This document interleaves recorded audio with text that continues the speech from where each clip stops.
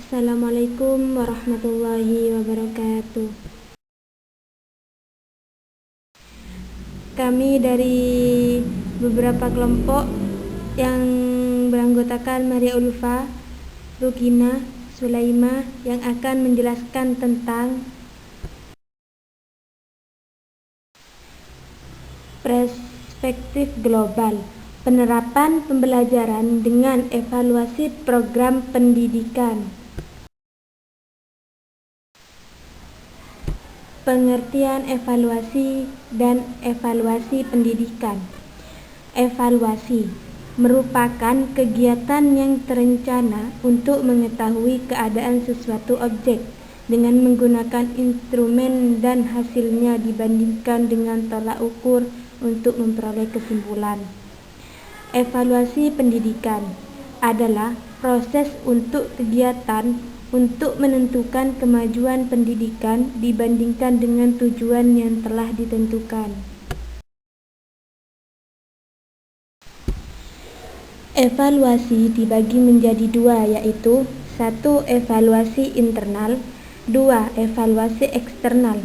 Evaluasi internal adalah sebuah tim yang ditunjukkan oleh suatu organisasi yang melaksanakan program, yang terdiri dari orang-orang yang menjadi anggota organisasi program tersebut.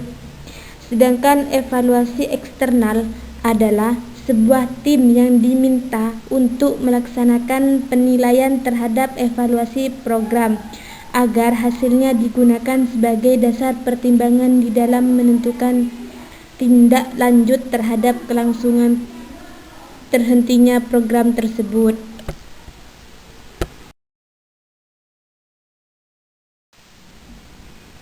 Syarat-syarat evaluasi itu ada 4. 1. Memahami materi. 2. Menguasai teknik. 3. Objek dan cermat. Dan yang keempat adalah jujur dan dapat dipercaya. Penjelasan selanjutnya yaitu tujuan evaluasi. Tujuan evaluasi itu dibagi menjadi beberapa bagian. Yang ke-1 adalah untuk memperoleh data. Yang kedua, untuk mengetahui kesulitan atas hambatan. Yang ketiga, untuk menghindari dari gangguan atau hambatan. Yang keempat, untuk memperoleh kebijakan. Itulah 7 tujuan dari evaluasi.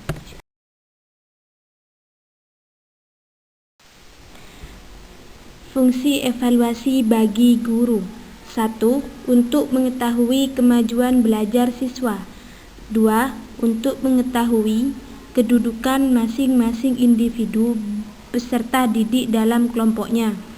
Yang ketiga, untuk mengetahui kelemahan-kelemahan dalam cara belajar mengajar.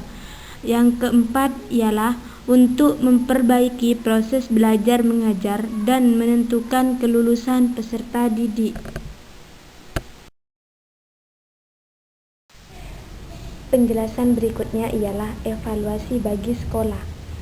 Evaluasi bagi sekolah itu manfaatnya itu ada 4. 1. Untuk mengukur mutu hasil pendidikan. 2.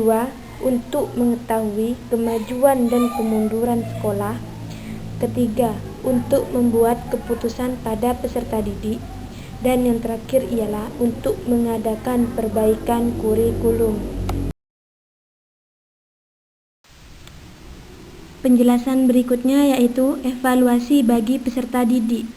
Evaluasi bagi peserta didik itu dapat dibagikan menjadi 3. 1. Untuk mengetahui kemampuan hasil belajar. 2. Untuk memperbaiki cara belajar. Yang ketiga, untuk menumbuhkan motivasi belajar.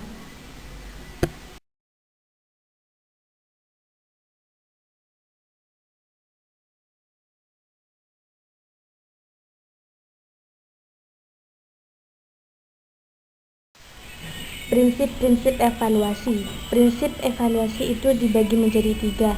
1. Prinsip keseluruhan. 2. Prinsip berkesinambungan.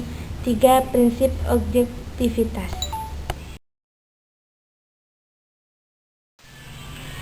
Objek evaluasi.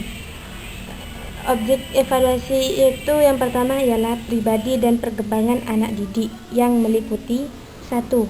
Perkembangan sikap atau fisik dan mentalnya. 2.